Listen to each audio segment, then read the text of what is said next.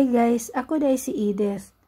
Ni ako sa Canada uban ang akong bana nga usa ka Canadian, retired na siya. Ug kauban pud namo ang usa namo ka pet nga si Chico, usa ka Pomeranian. Mao ni ang among himo diri sa Canada kung fishing season, mag-fishing mi. Usahay maglaag pud mi, usahay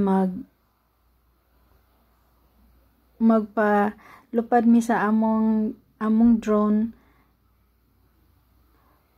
para ma-share pud namo og unsa kanindot ang mga view diri. So mo ni siya ang river fishing. Kung springtime, ga-fishing pud mi sa lake, ga-camping.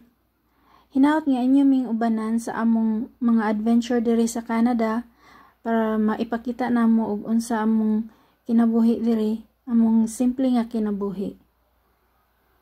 Mora to, salamat sa pagtan-aw ug maayong adlaw sa inyong tanan.